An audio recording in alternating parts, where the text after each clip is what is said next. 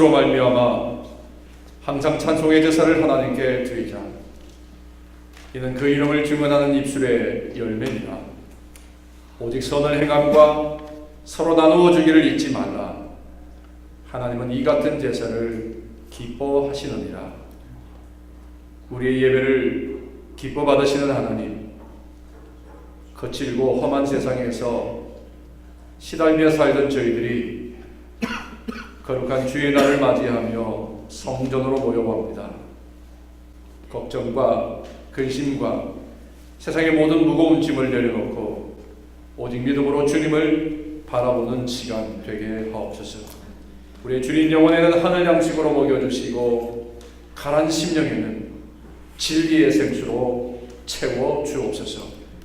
거룩하신 성삼위 하나님께 영광을 올려드리며 예수님의 이름으로 기원하옵나이다. 아멘.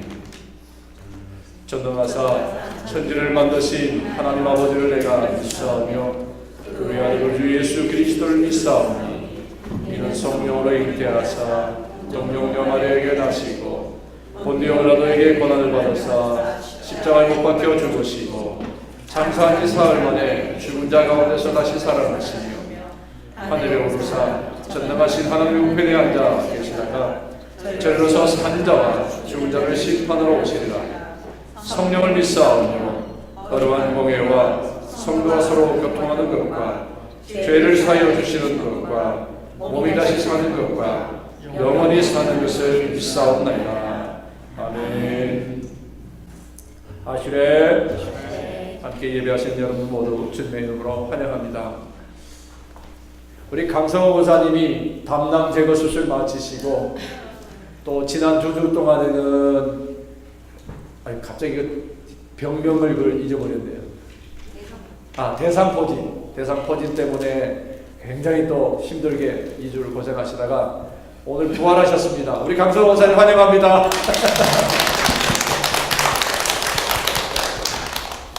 지난주에 뵙고 이번주에 또 뵈니까 우리 목사님이에요. 그죠? 네. 누군지 아시죠? 네. 우리 교회 파운더, 우리 유문기 목사 유한나 사모님 모셨습니다. 환영합니다. 제 욕심 같아서는 매주 그 자리에 지켜주셨으면 좋겠어요. 저희 교회 원로 목사님은 그냥 계속 계셨으면 좋겠습니다. 어디 다니지 마시고. 그러면 저는 아버지 같은 목사님이 저 앞에 계시기 때문에 제가 더 철저하게 목회를 잘 할 수 있을 것 같고 더 많은 준비에 힘을 쏟을 수 있을 것 같습니다. 목사님 와주셔서 감사합니다. 여성교회 찬양 축제가 멀지 않았습니다. 이제 2주밖에 안 남았더라고요. 여러분들 열심히 연습하고 계시는데 잘하셔서 1등은 없지만 특등만 하세요. 특등은 모든 교회가 다 특등이더라고요. 하나님 앞에 올려드리는 찬양에는 1등이 없고 꼴찌가 없는 것 같아요.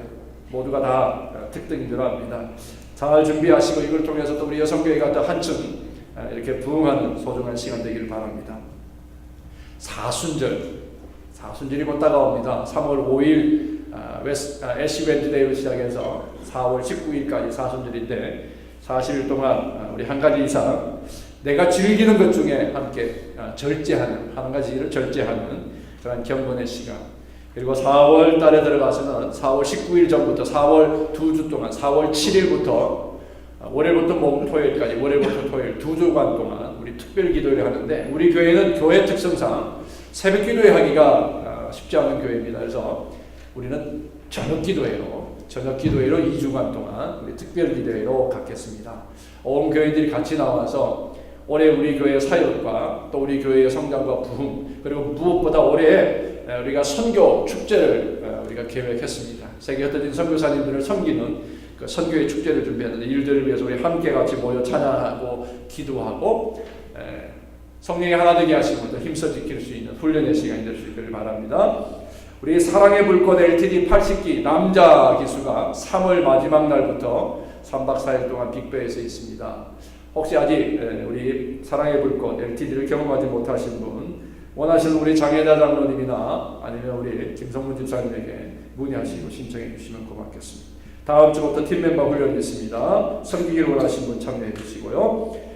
이번 부활절에 특별히 우리 세례 예식을 갖기를 원합니다. 아직 세례를 받지 않으신 분 중에 세례를 원하시는 분 신청해 주시면 함께 우리가 같이 축하, 우리 성도로 함께 받는 그런 소중한 시간을 같이 나누기를 원합니다. 그 이외에 여러분들 주보를 보시고 또 여러분들 있어야 될 자리 꼭 여러분들 함께 하실 수 있도록 해주시면 감사하겠습니다. 우리 축복합니다. 찬양하시면서 함께 인사하겠습니다. 우리 함께 일어나셔서 축복하는 시간 갖겠습니다. 축복합니다. 축복합니다. 주님의 이름으로 축복합니다.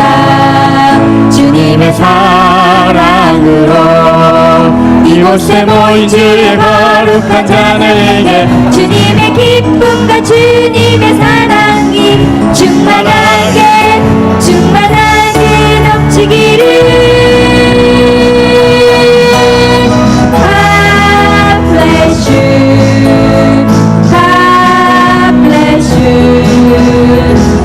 축복합니다.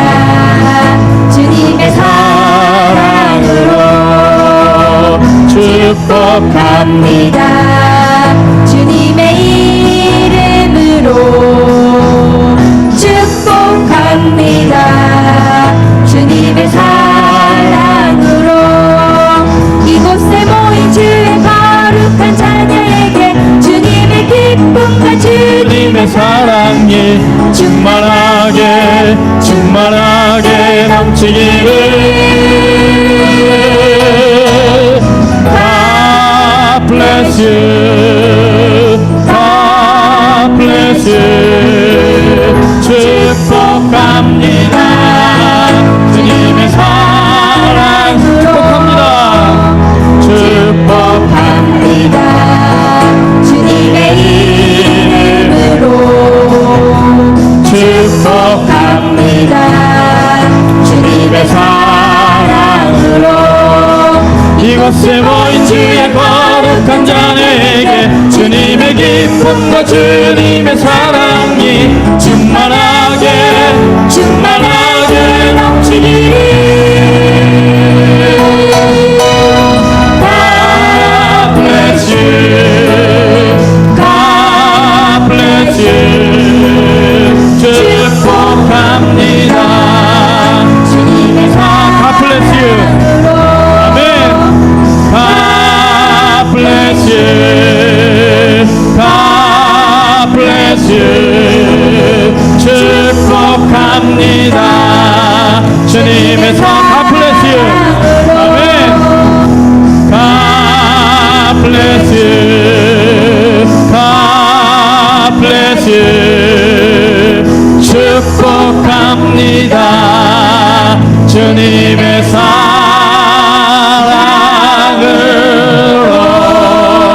아멘. 아멘. 참 아름답습니다. 아직도 교제가 안 끝나셨어요, 저도 지금. 예. 하나님이 참 좋아하시는 일입니다.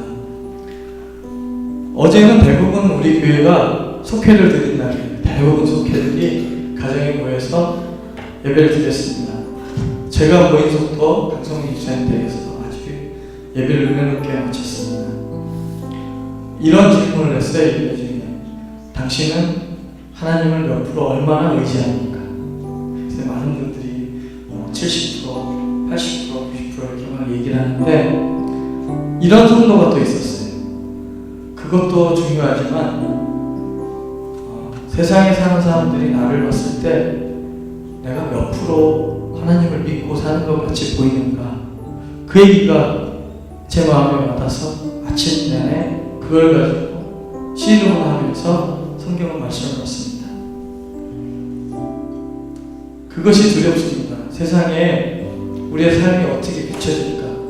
그리스도가 크리스찬들이 세상에 많은 욕을 먹지만 세상 밖에 있는 사람들이 욕을 먹는 것이 아니라 교회 안에 우리 모든 성도들이 같이 욕을 먹고 있습니다. 우리의 삶 때문에, 우리가 보여지는 것 때문에.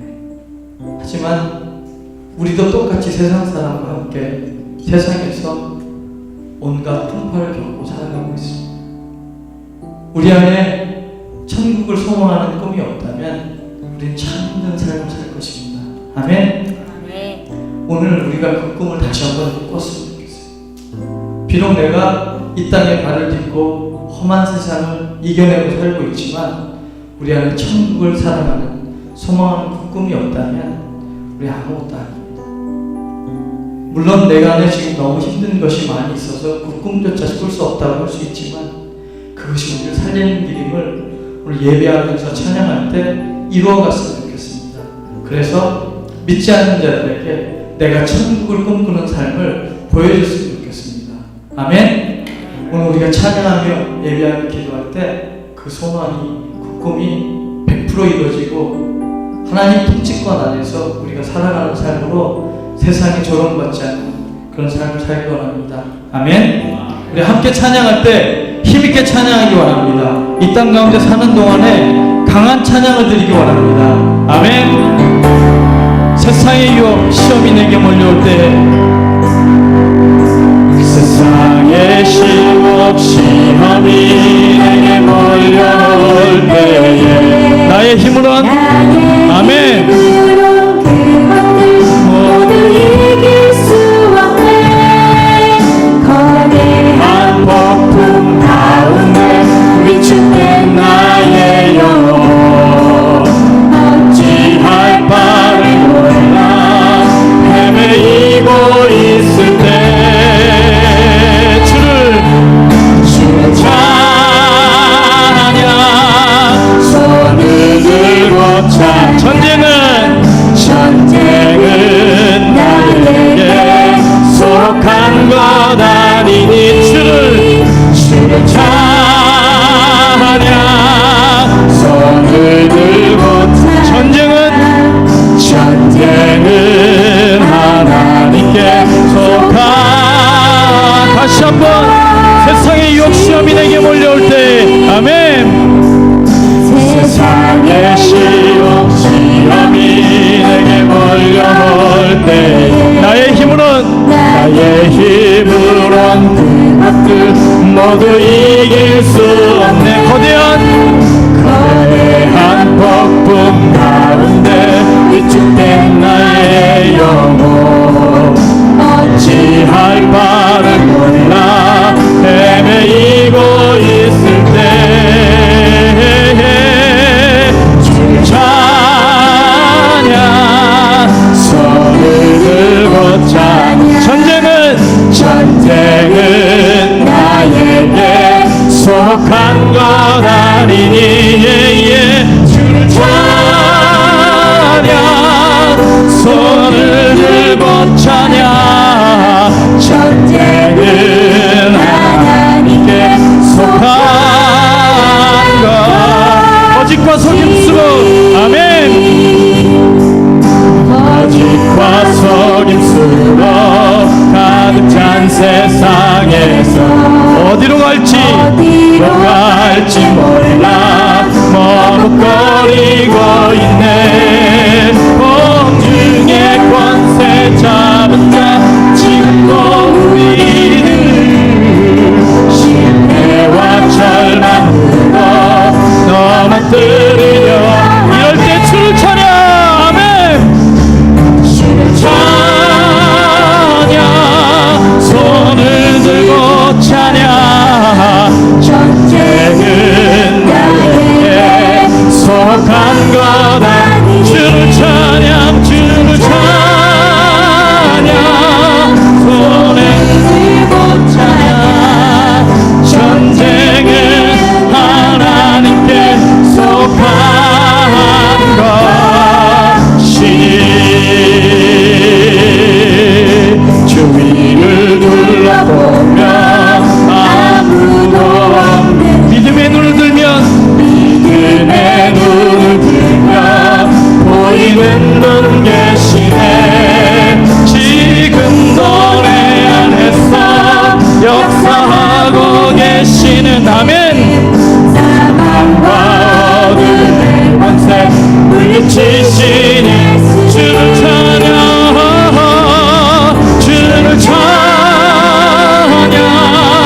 손을 들고 찬양 전쟁은 나에게 다시 한번 주를 찬양 손을 들고 찬양 전쟁은 하나님께 속한 주를 찬양 주를 찬양 주를 찬양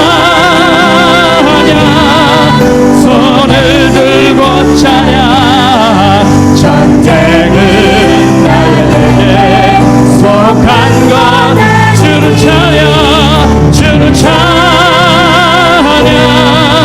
손을 들고 찬양 전쟁은 하나님께 속한 것이니 슬픈 마음 있는 사람 예수 이름 믿으며 영원토록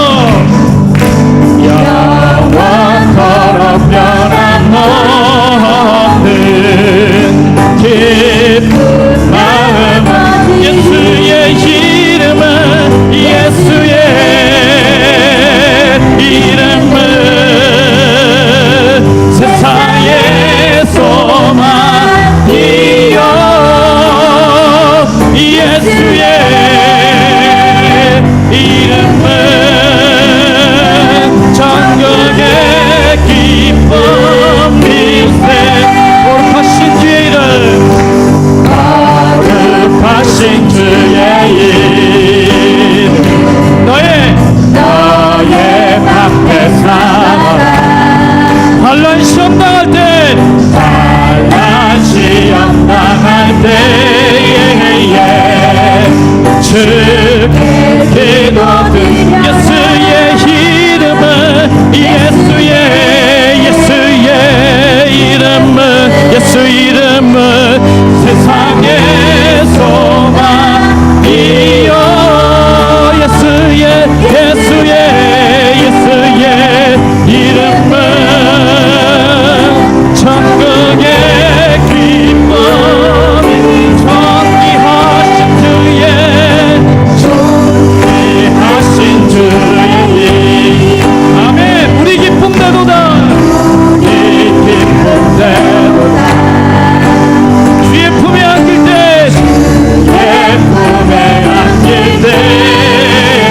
기뻐 찬송 예수의 이름은 예수의 이름은 세상의 소망이요 예수의 이름은 천국의 기쁨일세 우리가 길 다하루에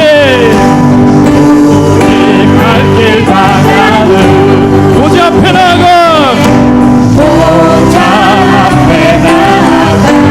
왕의 왕께 경배하며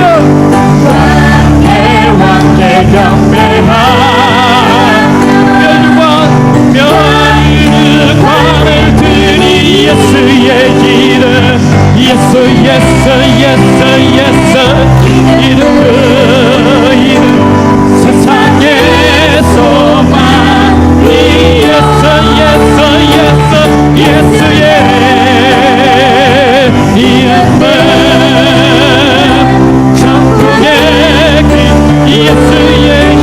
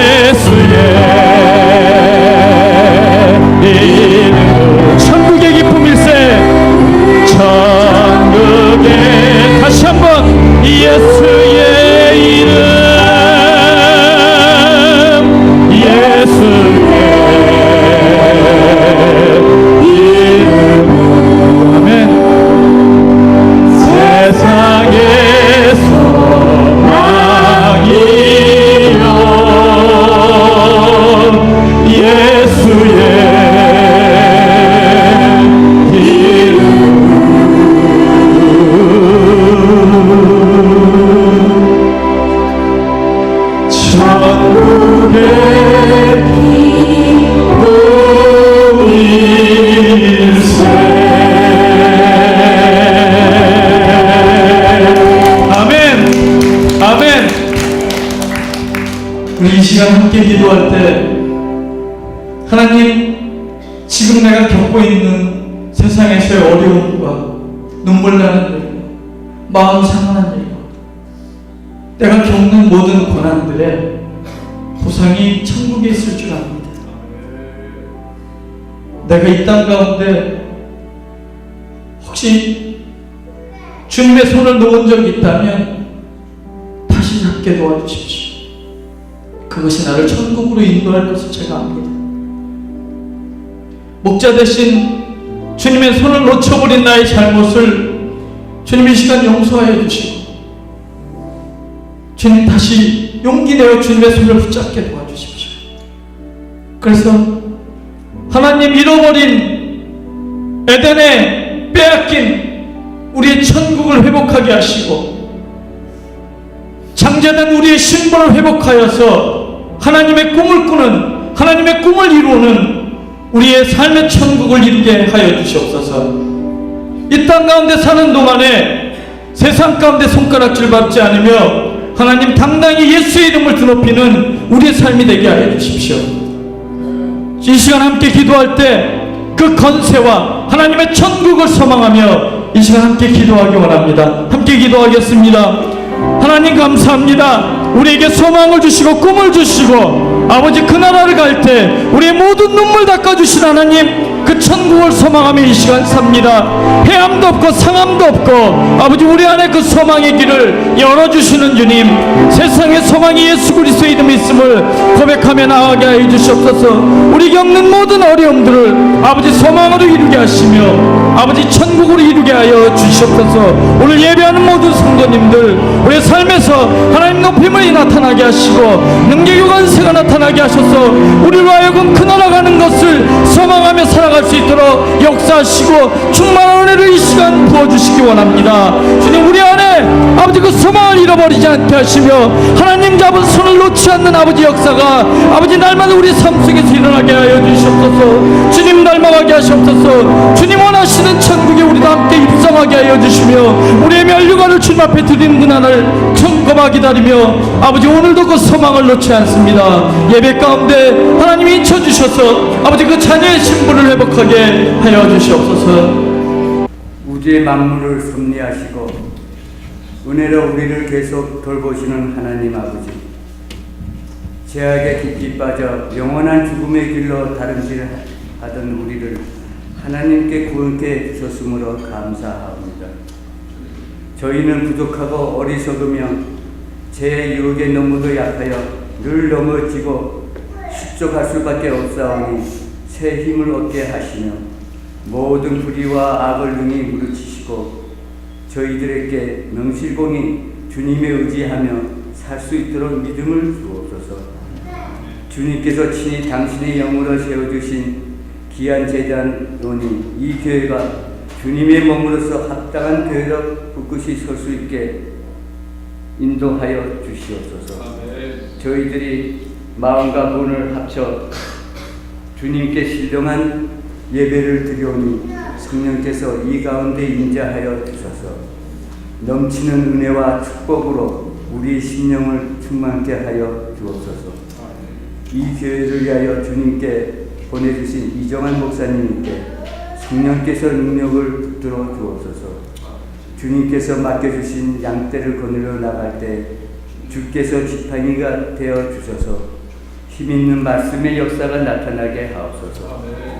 또한 주님께 친히 기름을 부어 세워주신 각 기관마다 주께서 주관하여 주셔서 유명무실한 기관이 아니라 살아 움직이며 주님의 교회를 위하여 맡겨진 몫을 성실히 할 수 있는 충성스러운 기관들이 되게 하옵소서. 예배를 위하여 수고하시는 성가대 찬양이 하늘나라에 상달될 수 있게 하시고 모든 예배위원들에게 성령으로 함께 하여 주옵소서. 성령이 하나 되게 하심을 힘써 지키자는 금년 표어를 정하였사오니 저희 교회가 성령의 뜨거운 역사가 일어날 것을 믿으며 우리 주 예수 그리스도의 이름으로 기도드립니다. 아멘. 시편 138편입니다.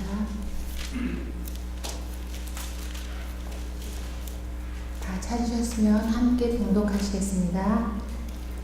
내가 전심으로 주께 감사하며 신들 앞에서 주께 찬양하리로다. 내가 주의 성전을 향하여 경배하며 주의 인자하심과 성실하심을 인하여 주의 이름에 감사하오리니 이는 주께서 주의 말씀을 주의 모든 이름 위에 높게 하셨습니다. 내가 간구하는 날에 주께서 응답하시고 내 영혼을 장려하여 강하게 하셨나이다. 여호와여, 땅의 열왕이 주께 감사할 것은 저희가 주의 입의 말씀을 들으며 저희가 여호와의 도를 노래할 것은 여호와의 영광이 크심이니이다.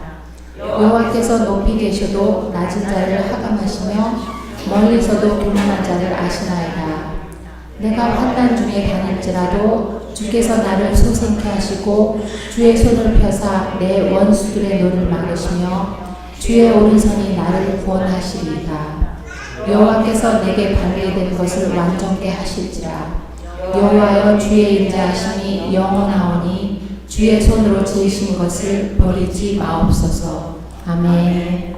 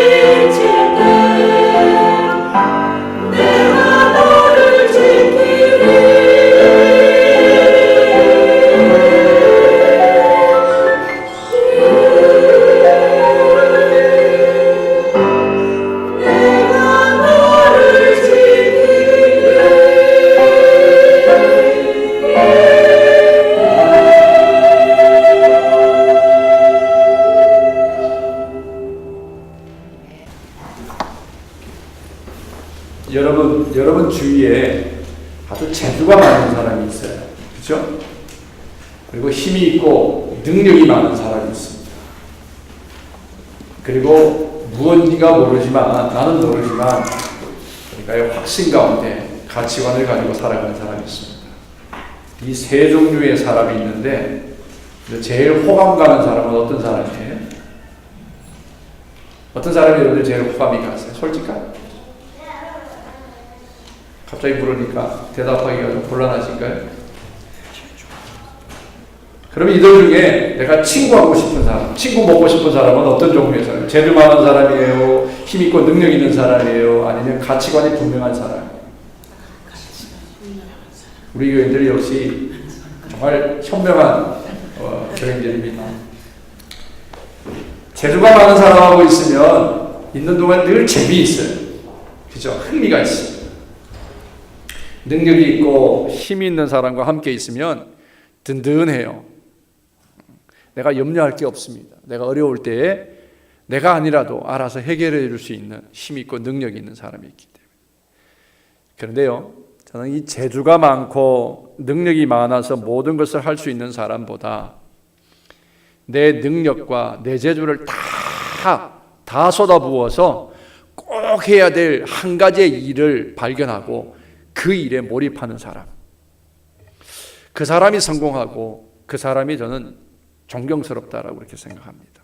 그렇지 않으세요? 그리고 그런 사람과 함께 사귐을 가지고 친구 먹게 되면 참 오랫동안 친구할 수 있을 것 같고 참 삶이 흥미진진할 것 같다 하는 생각이 듭니다. 이런 생각을 해봅니다. 누가 더 똑똑할까? 우리 많이 비교하잖아요. 생각해보면 정말 똑똑한 사람하고 그렇지 못한 사람하고 비교해보면 별 차이가 없어요. 누가 얼마나 더 지혜롭고 현명할까? 누가 더 많은 사람을 사랑하고 더 많이 섬길까? 비교해보면 인생은 그게 큰 차이가 없더라고 하는 것입니다. 사람에게 주어진 시간은 하루에 24시간이고 1년에 365일 12달을 다 똑같이 살아요. 우리에게 주어진 시간이 같고 그리고 우리에게 주어져 있는 재주나 우리가 가지고 있는 능력을 비교해보면 거의가 다 비슷비슷해요. 큰 차이가 없습니다. 그런데 왜 어떤 사람은 일생을 사는 동안에 그래도 남김이 있는 삶을 살고 어떤 사람은 그렇지 못할까 생각해 봅니다. 잘 생각해 봅니다. 그건 재주가 많고 적음 때문이 아니더라고요. 능력이 많고 능력이 부족하기 때문에 남긴 자와 남기지 못한 자 그런 건 아니더라고요. 그 이유는 분명한 삶의 가치관을 가지고 살아가느냐라는 것에 그 결과가 달리 나타나더라고 하는 것입니다. 만약 여러분들 오늘 내가 사는 목적하고 내일을 내가 살 그런 목적이 다르면 내 인생은 어떨 것 같습니까?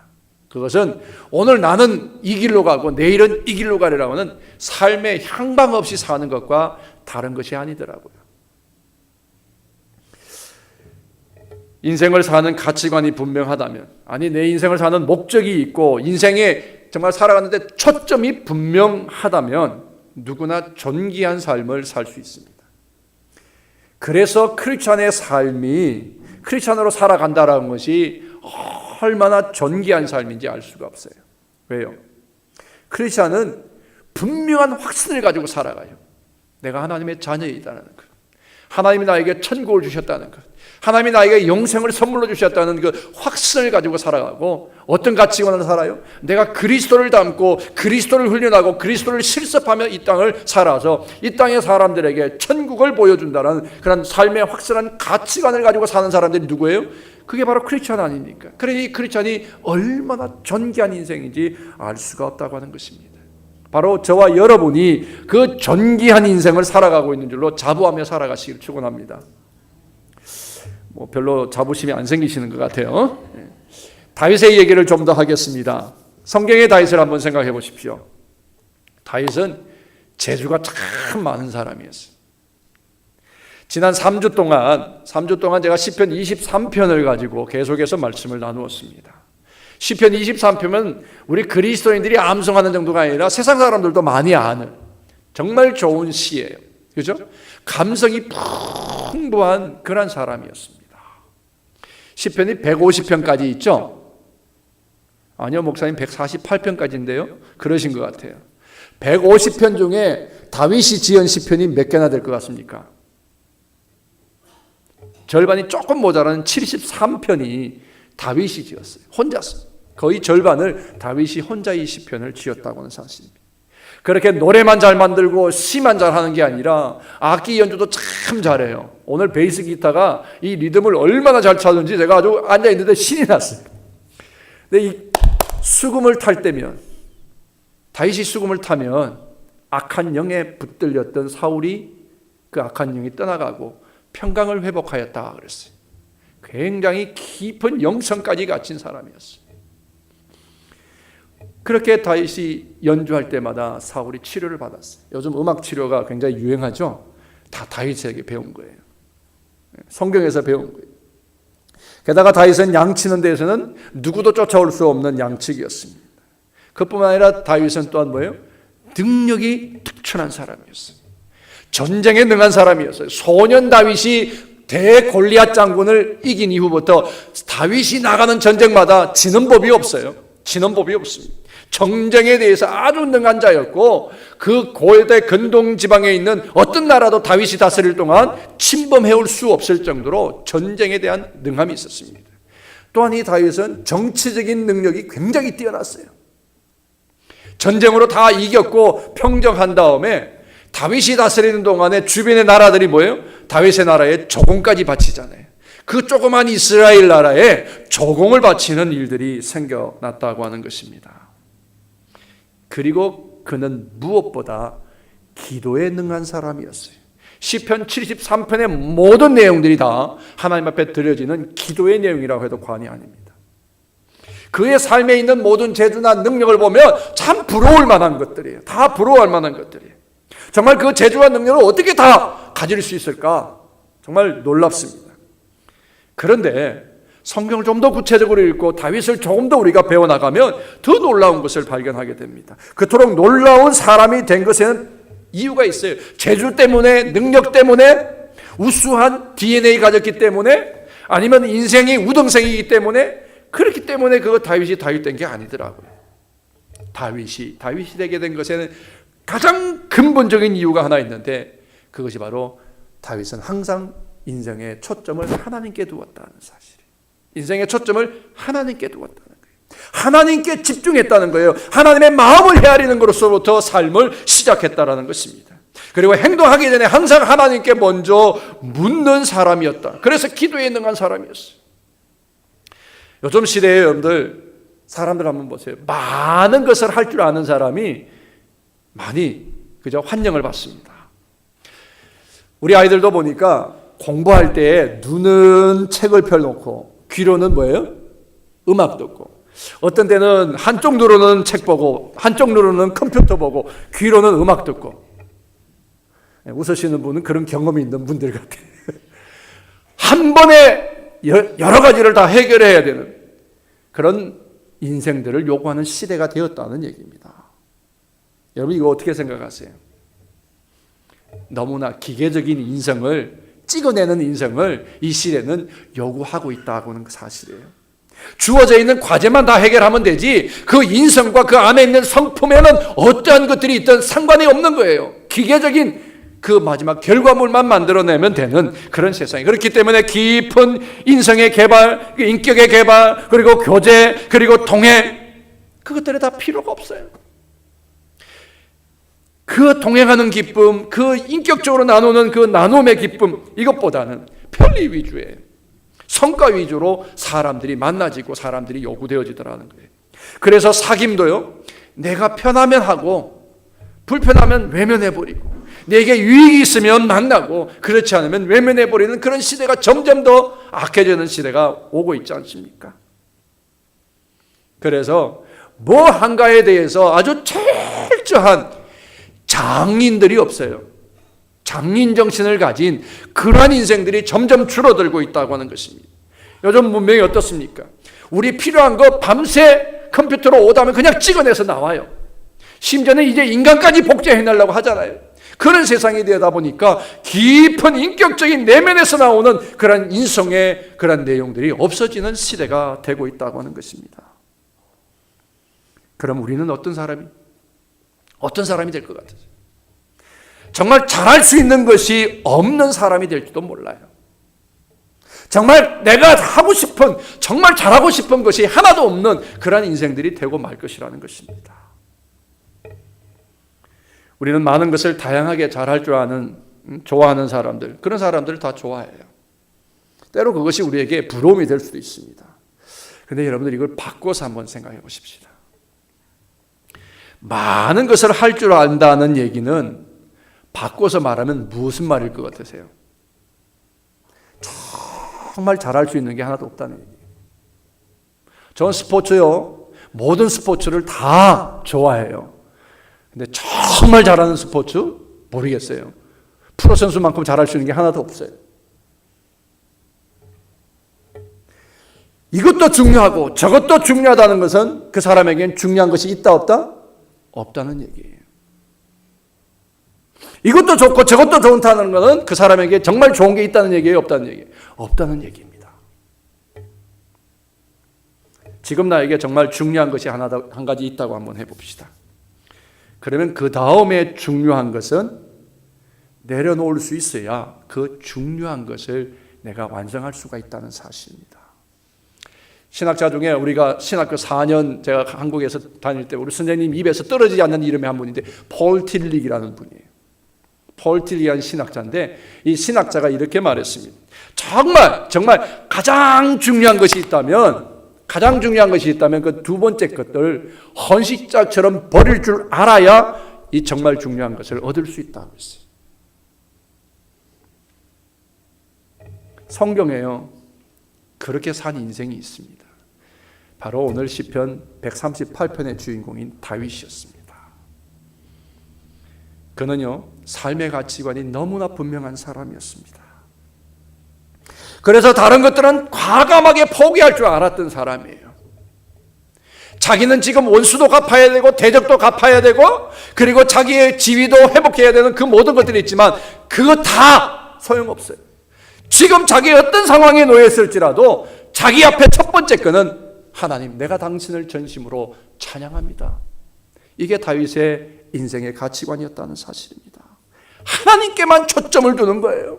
하나님의 관심, 하나님의 마음, 하나님의 눈길이 어디에 있는지를 살피는 것이 다윗의 인생의 첫 번째였다라는 것입니다. 오늘 38편 1절에 내가 전심으로 주께 감사하며 신들 앞에서 주께 찬송하리이다 그랬어요. 전심으로 감사한다. 무슨 말입니까? 전심으로. 내 마음이 산란하지 않다는 거예요. 여러분, 정말 중요한 것이 없는 사람의 삶을 보면 너무나 혼란스러워요. 정말 좋아하는 것이 없는 사람을 보면 너무나 많은 것이 있기 때문에 널려져 있기 때문에 그 삶이 복잡할 때가 많아요. 흩어진 마음이 아니라는 거예요. 이것도 좋아하고 저것도 좋아하면서 기왕에 하나님도 좋아하면 되지 않아. 이게 아니라는 거예요. 이것도 중요하고 저것도 중요한데 하나님도 중요한 분이야. 그런 게 아니라는 거예요. 이게 전심으로 하는 게 아니에요. 이것도 중요하고 저것도 중요하지만 그것보다 더 중요한 것이 바로 하나님을 찬양하고 예배하는 것이다. 이게 다윗의 마음이었다라는 것입니다. 전심으로. 히브리의 원어의 의미는 이거예요. 이 내면에 있는 나의 성품, 내면의 모든 의식과 의지와 감정과 그리고 내면에 있는 모든 나의 관심, 이 모든 것들을 집중해서 하나님을 찬양한다는 거예요. 이것이 다윗의 고백이었습니다. 다윗은 폴 틸리기가 말한 것처럼 두 번째 것은 첫 번째를 위해서 과감하게 버릴 줄 알았던 그런 사람이었다고 하는 것입니다. 하나님께 초점 맞춘 인생이기 때문에, 하나님께 초점 맞춘 가치관을 가지고 사는 인생이기 때문에 두 번째 것들은 다 버릴 줄 알았던 그런 인생이었다고 하는 것입니다. 그런데 여러분, 우리는 어떻습니까? 우리는 이렇게 해요. 지금 제정신이야? 네가 뭐 잘못했다고? 다윗은 이제 얼마나 억울한 인생이었습니까? 네가 뭘 잘못했는데? 받은 대로 갚아줘야지. 꼭 갚아주고 말 거야. 너 잘 되나 두고 보자. 내가 한번 두고 볼 거야. 이게 인생의 마음이에요. 저도 그랬어요. 저도 그렇게 살았습니다. 내가 억울한 피해자라고 생각했어요. 내가 피해자라고 생각했어요. 그래서 내가 억울하다고 늘 외쳤어요. 내가 갚아주고 싶다는 마음, 꼭 그대로 갚아주고 싶다는 마음, 잘 되나 두고 보자. 그게 제 마음이었어요. 그런데 하나님을 깊이 경험하고 나니까 깨달음이 있더라고요. 내가 분하게 여기고 내가 억울하다고 생각하고 갚아주고 싶다라고 생각할 때에 그게 내 괴로움이 아니라 우리 하나님의 괴로움이더라고요. 하나님이 나 때문에 더 괴로워하시는 걸 깨닫지를 못했어요. 내가 분을 내고 갚아주겠다는데 잘 되나 두고 보자. 나는 화를 내지만 내가 화내는 것이 아니라 내 안에서 하나님이 고통당하시는 것을 제가 깨닫게 된 거예요. 다윗이 지금 바로 그 상황 앞에 있는 거예요. 비록 내가 당하는 것이 억울하고 처한 형편이 정말 난감할지라도 그럼에도 불구하고 그건 다 두 번째야. 지금은 내가 하나님을 찬양할 시간이야. 지금은 내가 전심으로 하나님을 예배할 시간이야. 이것이 다윗의 인생이었다는 것입니다. 그러면서 노래하는 것이 7절을 맺습니다. 내가 환난 중에 다닐지라도 주께서 나를 살아나게 하시고 주의 손을 펴사 내 원수들의 분노를 막으시며 주의 오른손이 나를 구원하시리다. 이걸 세 번역으로 제가 다시 읽어봤습니다. 세 번역은 조금 더 쉬워요. 내가 고난의 길 한복판을 걷는다고 하여도 주님께서 나에게 새 힘을 주시고 손을 내미셔서 내 원수의 분노를 가로막아 주시고 주님의 오른손으로 나를 구원하셨습니다. 그래서 다윗은 전심으로 주님을 찬양하는 거예요. 구원의 하나님께 초점을 맞춘 삶을 살기에 그는 먼저 비록 내 앞에 원수가 나를 삼키기 위해서 기다린다 할지라도 그럼에도 불구하고 하나님께 감사하고 전심으로 찬양합니다. 왜? 하나님이 그 대적으로부터 나를 구원해 주실 것을 날 믿기 때문이라는 거예요. 오늘 이 138편의 배경이 되는 말씀이 사무엘상 22장부터 쭉 읽어나가시면 나옵니다.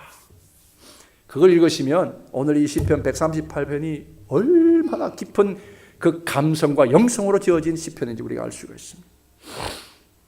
사무엘상 22장에 보면 다윗이 사울의 위협을 피해서 도망다니잖아요. 계속 도망다녀요. 그러다가 지금 도망다니다 들어간 곳이 아둘람이라고는 굴 속으로 들어갔어요.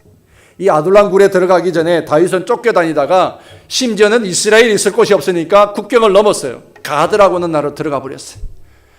거기 들어가면 남의 나라에 들어가면 사울이 이제 안 쫓아오겠지. 그런데 가드 사람들이 이 다윗을 제대로 안 보는 거예요. 안전하지 않자 다윗이 어떻게 하면 미친 채 하는 거예요.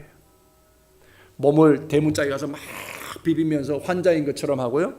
수염이 있었던 모양이에요. 수염에 침이 질질 흘리는 거예요. 미쳤다. 다윗이 미쳤다. 그러니까 가드 사람이 관심을 안 가지게 되다 다윗이 탈출합니다. 그리고 도망온 것이 바로 이 오늘 아둘람 굴이에요. 아둘람 굴. 깜깜한 동굴이에요. 앞이 하나도 안 보이는 자기 인생하고 똑같은 거예요. 지금 피할 곳도 없고 도망갈 데도 없고 어떤 일이 벌어질지도 모르는 그런 앞에 깜깜한 그 동굴 앞에 있는 거예요. 그런데 그런 상황에서도 지금 다윗이 뭐라고 노래한 거예요? 내가 환난 중에 있을지라도 주께서 내게 힘을 주시고 손을 내미셔서 내 원수의 분노를 가로막아 주시고 그 오른손으로 나를 구원하셨다. 이게 다윗의 노래입니다. 정말 삶의 놀라운 가치관을 가진 그런 사람이에요. 사무엘상 23장을 다시 우리가 보면 재미있는 장면이 나옵니다. 그렇게 굴 속에 찾아 들어갔어요. 그런데 거기에 성경대로라면 환난을 당하는 자, 빚진 자, 그 다음에 또 뭐라고 그랬어요? 마음이 원통한 자 몇 명이요? 400명이 다윗을 찾아옵니다. 환난을 당하는 자가 누구예요? 사울의 악정에 그냥 견디지 못해서 환난을 피해서 도망 나온 사람이에요. 빚진 자 뭐예요? 가난해서 고리대금을 얻었는데 고리대금을 갚지 못해서 그 가난에 찌들려서 더 이상 어쩔 수 없어서 도망하다시피 온 사람이에요. 그 다음에 뭡니까? 원통한 자. 자기 의도 있지만 정말 이 시대가 너무 불의하다. 이 사울이 너무 불의한 정치를 한다. 그게 못 견뎌서 탈출한 사람 400명이 동굴로 찾아왔습니다. 그리고 다윗을 어떻게 해요? 자기들의 우두머리로 세우는 거예요. 다윗이 지금 어떤 신세입니까? 자기도 쫓기는 신세. 남의 나라 도망갔다 그것도 예치 않아서 도망가서 굴에 숨었는데, 그런데 하나님이 그 앞에 400명을 갖다 맡기신 거예요. 그런데 보세요. 도움이 될 만한 사람 보내주시면 얼마나 좋아. 좀 힘이 있고 유능한 지위가 있는 사람 좀 보내주면 얼마나 좋아. 재주가 있어가지고 이 모든 일들을 헤쳐나갈 만한 재주라도 있는 사람을 보내주면 얼마나 좋아. 다 뭐예요? 빚진 자에다가 환난을 당하고 힘이 없고 능력도 없는 사람들 400명 주르르 찾아온 거예요. 그리고 나의 우두머리가 되어주세요. 그리고 다윗을 추앙했습니다. 다윗이 위로가 필요하고 다윗이 도움이 필요한 시간에 오히려 다윗이 도움을 줘야만 할 그러한 형편의 사람 400명이 온 거예요. 이때 우리는 무슨 생각해요? 하나님 참 너무하시네요. 나 혼자도 지금 힘겨운데 이거 어떻게 감당하라고 400명을 맡기십니까? 그렇게 생각할 만하잖아요. 근데 가만히 다시 한 번 더 이 말씀을 생각해 보십시오. 거기에 하나님의 은혜가 있어요. 이 말씀을 다시 생각하면 거기에 하나님의 은혜와 하나님의 돌보심이 있습니다. 만약 내 인생이요 다윗과 같이 파산지경이에요. 다윗처럼 내가 지금 어찌할 바는 앞날을 알지 못하는 그런 상황에 처했다고 한번 생각해 보십시다. 근데 그 주위에 어쨌든 400명이 몰려왔어요. 여러분들이 기쁘지 않을까요? 우리 주위의 상황을 한번 생각해 봅시다. 만약에요 어떤 사람이 성공한 사람이 있어요. 그 성공한 사람들의 주위에는 뭐예요? 사람이 몰려들어요. 어떤 지위가 높은 사람이 있어요. 그러면 그 사람 앞에 얼굴을 한번 내밀고 그 사람을 악수라도 하고 우리 같으면 사진이라도 한번 찍고 싶은 그런 욕심들 다 있잖아요. 그런데 그 사람이 지금 지위도 잃어버리고요, 물질도 잃어버리고 명예도 다 잃어버리고 파산지경이에요. 그러면 어때요? 다 끊어지는 거예요. 거들떠 보지도 않아요. 다윗이 인생이 지금 파산지경이고 망하게 되었는데 그에게 지금 400명이 하나님이 인도하셔서 거기 오게 된 거예요. 이 정도면 그래도 다윗 인생 괜찮게 살았잖아요. 다윗 이름 하나 듣고 환난 당하는 자가 찾아왔고 빚진 자가 찾아왔고 억울하게 생각하는 자들이 찾아왔다는 거예요. 어쨌든 400명이 그에게 왔어요. 하나님은 다윗을 대적의 손에서 구원해 주셨고 심지어 그를 따르는 사람 400명을 맡겨주셨습니다. 그래서 그는 하나님께 감사하고 찬양하는 거예요. 뭐라고요? 내가 간구하는 날에 주께서 응답하시고 내 영혼에 힘을 주셨다. 그리고 나를 강하게 하셨다. 사무엘상 23장을 더 보면 아돌람 굴에 놀라운 일이 생겼습니다. 굴 속이 시끌벅적해졌어요. 400명을 하나님이 불러 모으셨는데 그 불러 모으신 목적을 하나님이 발표하신 거예요. 그랬더니 지금 난리가 난 거예요. 지금 전쟁도 안 해본 오합지졸 같은 사람들이에요. 빚지고 지금 생활고에 찌들린 사람이에요. 그들이 무기를 가졌습니까? 그들이 가진 것이 무엇이 있어요? 빚지고 지금 도망온 건데. 근데 하나님이 그들에게 사명을 주셨어요. 왜 이들에게 하나님이 사명을 맡기셨겠냐는 거예요. 하나님이 전쟁하실 수 없어서? 아니면 하나님이 다른 스스로 사명을 하시고자 싶은 일을 못하셔서 그들에게 사명을 주셨을까요? 아니었습니다. 하나님은 그들을 그 가운데로 불러 모으신 목적이 하나가 있었습니다. 그들 당장은 지금 사명이 이해가 안 돼. 왜 나에게 이런 사명을 주실까? 나도 힘든데 하나님 왜 나에게 이런 일을 맡기실까? 이해가 안 될 수 있어요. 그러나 결국에는 하나님의 목적하신 바를 반드시 알게 될 것이라고 하는 거예요. 예레미야서 29장 11절에 이런 말씀이 있습니다. 하나님 말씀하시오. 너희를 향한 나의 생각은 내가 하나니 뭐예요? 평강이요. 재앙이 아니라 장래에 희망과 그리고 평강을 주기 위함이라 그렇게 말씀하셨습니다. 지금 이 400명 플러스 1 그들에게는 돈이 필요한 것이 아니고 힘이 필요한 것이 아니고 그것보다 먼저 그들에게는 누가 필요하다는 거예요? 하나님이 필요한 인생이라는 것을 하나님이 깨우쳐 주시는 거예요. 하나님 없이는 인생이 살아갈 수가 없다는 것을 하나님이 가르치시고자 원하셔서 사명을 주셨습니다. 그 사명이 뭐예요? 아둘람굴에서 멀지 않는 곳에 글다라고 하는 것이 있는데 그거는 유다 족속에게 12족속 중에 유다 족속에게 하나님이 주신 땅이에요. 그런데 거기에 지금 블레셋이 쳐들어와서 지금 뺏으려고 한다는 거예요. 그래서 하나님이 그들을 가서 그릴라를 구원해내라는 거예요. 그 소식을 들었으니 400명이 지금 난리 난 거예요. 아니 대장님, 이게 말이 되는 거예요? 지금 우린 먹지도 못하고 우린 무기도 하나 없는데 이게 도대체 무슨 말이라는 얘기입니까? 우리 스스로도 우리가 지키기 힘들고 우리 스스로도 우리가 연명하기도 바쁜데 먹고 살기도 부족한 상황인데, 나 자신을 지키기도 버거운 사람인데, 위협이 있고 나갔다가 어떻게 될지도 모르는데 그저 살아있는 것만으로도 지금 감사하는 상황인데 전쟁이라니 웬 말입니까? 근데 하나님은 나아가서 그 일날을 구원하라 그랬습니다. 다윗이 백성들의 소리를 듣고는 하나님께 다시 묻습니다. 하나님, 제가 칠까요? 하나님 뭐라 하셨어요? 네가 치라. 내가 그들을 너의 손에 붙이겠다 말씀하셨습니다. 무슨 말씀이에요? 우리의 믿음이라고 하는 것은, 우리의 믿음이라는 것이 무엇인지를 가르쳐 주는 거예요. 우리의 믿음은 내 생존을 위한 것이 아니라는 거예요. 생존을 위해. 내가 믿음 생활하는 것이 내가 어떻게 먹고 살아갈까 염려되어서 하는 것이 믿음 생활이 아니라는 거예요. 내가 앞으로 어떤 일들이 벌어질지 몰라서 두렵기 때문에, 그렇기 때문에 믿음 생활하고 그렇기 때문에 하나님 앞에 나와서 예배하는 게 아니라는 거예요. 지금 오늘 이 본문에서 분명히 가르치는 것은 뭐예요? 우리의 믿음 생활은 사명을 감당하기 위해서 사는 것이 믿음 생활이라는 거예요. 사명 없는 믿음 생활은 인생을 사는 것과 뭐가 다르냐는 거예요. 하나님의 꿈을 가지고 그 하나님의 꿈인 그 사명을 이루기 위해서 우리가 믿음 생활을 할 때에, 그때 우리의 삶이 회복되어지고, 그때 우리에게 힘이 생기고, 그때 우리의 삶에 에너지가 넘쳐나는 거예요. 그때 우리가 즐겁고 행복하다는 것을 지금 하나님이 그들에게 가르쳐주고 계시는 거예요. 만약에 우리의 믿음 생활이 사명을 감당하기 위해서 믿음 생활하는 것이 아니라면 우리 신앙생활은 항상 실패하고 말아요. 낙심하고 좌절할 수밖에 없어요. 그러나 사명 감당하는 자는 결코 낙심함이 없어요. 그 사명이 내 것이 아니라 하나님과 함께하는 것이고 하나님이 반드시 이루실 일이기 때문이라는 거예요. 그래서 다윗이 확신하고, 제가 치겠습니까? 그래, 네가 쳐라. 다윗은 주저하지 않고 아둘람 굴에 있는 400명과 함께 나가서 그 일날 어떻게 합니까? 구원해 내는 것을 볼 수 있습니다. 영문도 모르고 400명이 지금 전쟁하러 나간 거예요. 그냥 돌도 들고 나가고 있는 뭐 꽃갱이든지 홈이든지 이런 걸 들고 나간 거죠. 그냥 순종한 것뿐이에요.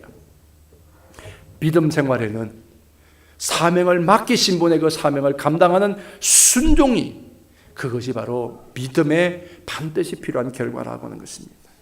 그리스도가 십자가마저 순종으로 감당하셨던 것처럼 우리의 믿음 생활은 내 인생에 맡겨주신 사명을 감당하기 위해서 하는 것이 되어야지, 내가 어떻게 살고 내 인생이 어떻고 내 자녀가 어떻게 되어지고 내 기업과 내 직장생활, 내 미래가 어떻게 되어질까를 위하여 믿음 생활 하지 마세요. 그건 믿음 생활이 아니에요. 믿음 생활은 나를 부르신 그 부름 앞에 서는 것이 믿음 생활이에요. 그리고 그분 안으로 들어가는 거예요. 그분을 신뢰하고 그분과 온전히 하나가 되는 거예요. 그것이 바로 믿음 생활이에요. 그분을 나의 인생을 위하여 필요로 쓰는 것은 결코 믿음이 아니에요. 그게 뭐예요? 미신이에요. 그것이 바로 우상숭배예요. 모세가 시내산에 올라가서 40일 금식하고 하나님의 계명을 받을 때에 밑에 사람들은 뭐 했습니까? 우상을 만들었어요. 우상을 만들었어요. 자기들이 필요한 것이기 때문에 자기들을 지켜주고 자기들이 이끌어줘야 돼. 하나님이 지금 눈앞에 안 보이니까 자기 인생을 위하여 우상을 만든 거예요. 여러분들 십자가가 우상이 되지 않도록 여러분들 주의하십시오. 믿음은 나를 위하여 하는 것이 아니고 믿음은 하나님께 드리는 것이에요. 드리는 것이 믿음 생활이라는 사실 잊지 않았으면 좋겠습니다. 여러분, 400명이 당장 합리적으로 생각할 때는 이게 아니지만 그들은 뭐예요? 하나님이 너의 손에 붙이겠다 말씀하셨을 때 나가서 전쟁했어요. 어떻게 했습니까? 이겼어요. 이겼어요. 졌으면 하나님을 다 떠났을 텐데 이겼어요. 말도 안 되는 싸움을 지금 한 거예요. 말도 안 되는 전쟁을 한 거예요. 사람들이 말이 다 맞아요. 지금 형편이 그렇게 싸울 시간이 아니에요. 지금 그런 전쟁해야 될 시간이 아니에요. 지금 내가 먹고 살아야 되는 게 먼저예요. 그게 그들의 합리적인 사고였고 판단이었지만 그 결과는 하나님이 바꿔놓으셨어요. 사명을 맡은 사람 앞에는 두려움이 없었어요. 그 두려움을 잊고 나갔던 그 사람들이 그 모든 것을 이기게 되었다고 하는 것입니다. 그렇습니다, 여러분.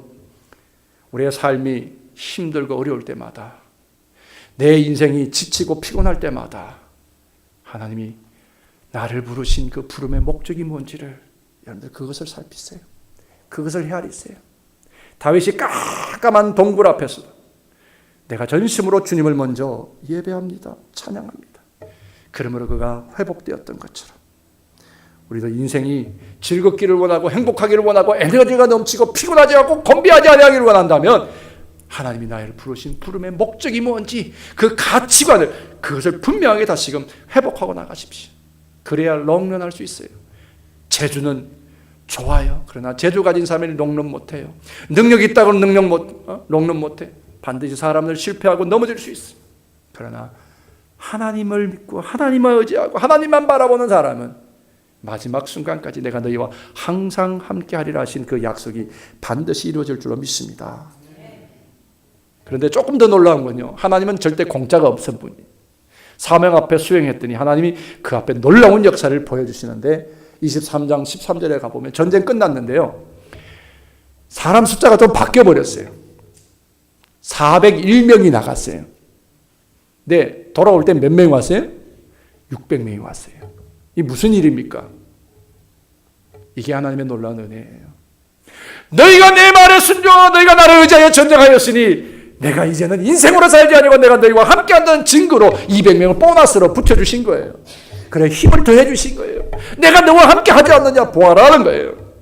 낙심하고 지쳐있던 다윗에게 전쟁을 이기게 하셨고, 그리고 실패자로 도망갔던 그들에게 하나님의 함께 하심으로 내가 너를 축복하노라 하시는 하나님의 은총의 결과가 보너스로 200명을 더 붙여주셨다는 사실이에요. 숫자 400이나 200이나 큰 차이 없을지 모르지만 하나님이 함께 하신다는 증거로는 200명이 아니라도 단 한 명이라도 더 있는 것이 그것은 증거가 될 수가 있다고 하는 것입니다. 내가 간구하는 날에 주께서 응답하시고 내 영혼에 힘을 주어 나를 강하게 하셨나이다. 사명 감당하는 자들에게 하나님이 위를 주신 거예요. 잘했다, 잘했다, 잘했어, 착하고 충성된 종아, 내가 적은 것에 수고했으니 많은 것으로 내게 맡기노라. 이게 지금 600명을 하나님이 응답의 결과를 보여주신 거예요.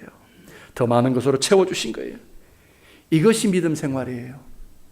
사명에 순종하여 받는 보너스가 우리의 인생이지, 인생을 위하여 나아가는 것이 믿음이 아니에요.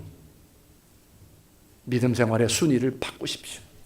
우선 순위, 하나님께 초점 맞추고 하나님의 일을 먼저 헤아리고 하나님의 영광을 먼저 구할 때에 그 모든 것을 더하시는 하나님, 그 하나님을 경험할 수 있는 우리 공동체가 될 수 있기를 주의 이름으로 축원합니다. 올해 이런 일들로 인하여 간증이 많은 우리 교회가 되기를 소망합니다. 믿음 생활은 서바이벌이 아니라 뭐예요? 사명으로 사는 거예요. 서바이벌을 위하여 믿음 생활하는 것이 아니라 사명이라는 사실이 있지 않았으면 좋겠습니다. 사랑하는 성도 여러분, 혹시 여러분들의 삶에 어렵고 힘든 일이 있으십니까? 지금 다윗처럼 동굴로 숨어버리고 싶은 마음이십니까? 다시 한 번 더 믿음의 자리로 나오십시오. 살아남기 위해서가 아니라 사명을 가지고 사는 것이 우리에게 필요한 것입니다. 사명의 자리로 나오십시오. 말도 안 되는 사명을 맡았다 하더라도 감당하십시오. 목사가 말도 안 되는 사명으로 여러분들에게 사명을 짐을 지우거든 목사를 보지 말고 목사를 세우신 하나님을 보시고, 오늘 여기에 400명이 다윗을 부르신 하나님을 보고 전쟁에 나갔던 것처럼 순종하며 따르십시오. 그러면 반드시 하나님이 이기게 하시는 여호와 니시를 여러분들이 보게 될 줄로 믿습니다. 그때 여러분들이 즐거움이 있어요. 그때 에너지 넘치는 삶을 주셔요. 다윗은 하나님 앞에 사명을 선택했기에 하나님 그를 새롭게 하셨어요. 새 힘을 허락해 주셨어요. 그를 더 강하게 해주셨습니다. 사랑하는 성도 여러분, 하나님의 짐을 짊어지십시오. 사명을 짊어지십시오. 그러면 하나님은 여러분의 인생의 짐을 기꺼이 짊어지실 줄 믿습니다. 분명한 사실이 우리의 삶의 믿음의 선배들에게 얼마나 많이 일어났습니까? 이 세대를 위해 우리에게 맡기신 하나님의 짐, 사명이 무엇입니까? 바울은 골로새서에 이렇게 말합니다. 나는 이제 너희를 위하여 받는 괴로움을 기뻐하고 그리스도의 남은 고난을 내 육체에 채우노라 그랬어요. 여러분, 그리스도의 고난, 땅끝까지 그리스도의 복음을 증거하는 그것이 주님의 고난 아니에요? 한 생명 때문에 십자가에 지신 그것이 주님의 고난 아닙니까? 그 고난을 위해서 우리 함께 사명으로 여기시고 그 앞에서 심으로 여러분들 인생이 행복하고 즐거운 그런 남은 여생들이 될 수 있기를 주의 이름으로 축원합니다. 이제 우리 찬송가 함께 같이 부르십니다. 찬송가 478장, 새 찬송 419장 함께 부르시겠습니다.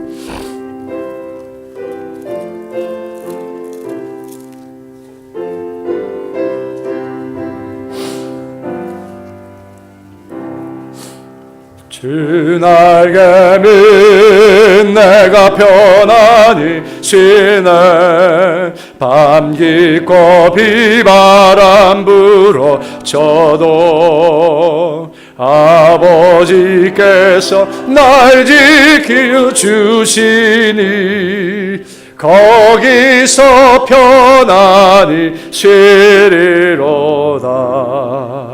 주 날개에 즐거워라.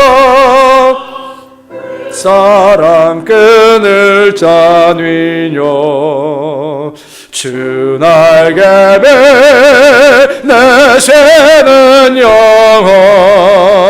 영원히 거기서 살리. 주 날개미 나의 피난처 되니 거기서 쉬기를 원하노라.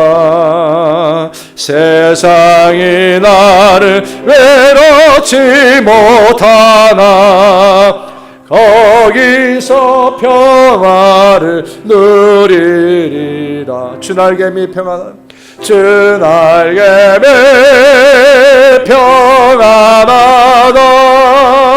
그 사랑 끈을 짜뉘뇨. 주 날개미 내쉬는 영혼 거기서 살리. 주 날개미 참된 기쁨이 있네. 고달픈 세상길 가는 동안 나 거기 숨어 돌보심을 받고 영원한 안식을 얻. 주 날개미 평안하다. 주 날개미 평안하다.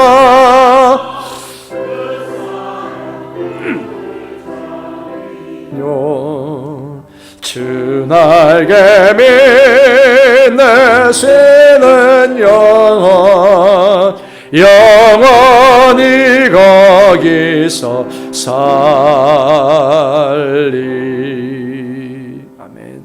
자, 우리 말씀 생각하시면서 함께 기도합니다. 하나님, 이제는 내 인생이 재주에 초점 맞추구나, 인생의 능력이나 지위나 권세에 초점 맞추는 것이 아니라 하나님의 마음에, 하나님의 생각에, 하나님의 꿈에 초점 맞추는 인생 되게 하옵소서. 내가 어떤 상황에 처한다 할지라도 하나님을 신뢰하며 사명 감당하게 하옵소서. 그러므로 하나님께서 날마다 공급하시는 새 힘으로 승리하게 하옵소서. 우리 함께 결단하며 그렇게 그리스도인의 삶을 살겠다라고 우리 함께 하나님 앞에 서원하는 마음으로 함께 기도하십니다. 은혜로우신 하나님, 오늘도 우리를 주의 전에 있게 하시고 주의 날개 안에 품으시며 그 안에 참된 위로와 평강을 얻게 하시니 감사합니다.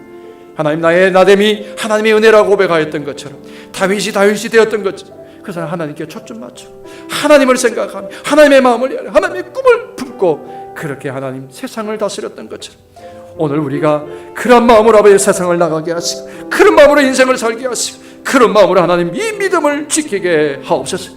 하나님의 부르심 앞에서는 그 사명 때문에 살아가는 인생이 되게 하시고 그 사명을 잘 감당하므로 마지막 때에 착하고 충성된 자가 내가 작은 일에 충성하였으니 내가 큰 것으로 내게 맡기니 즐거움에 참여하라.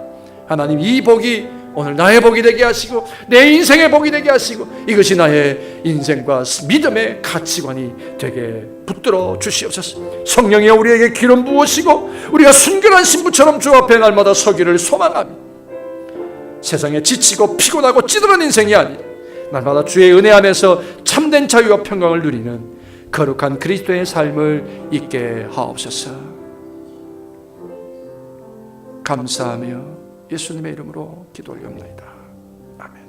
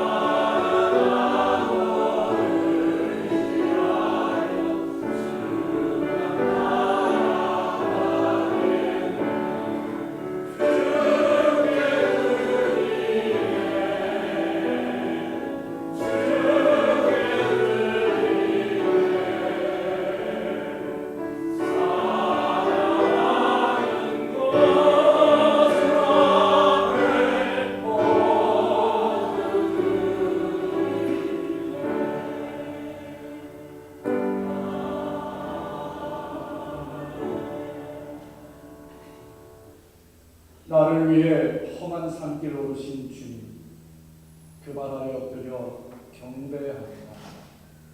그 바다에 엎드려 우리가 예배합니다.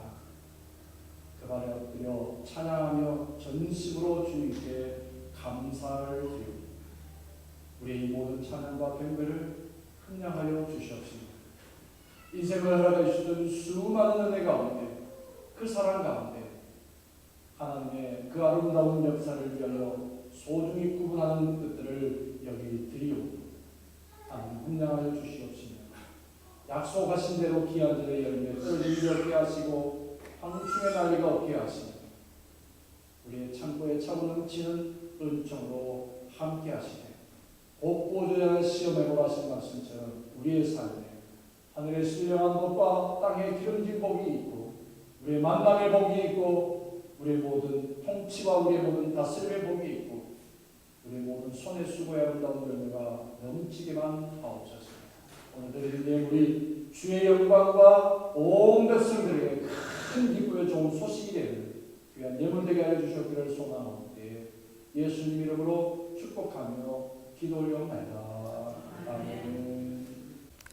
지금은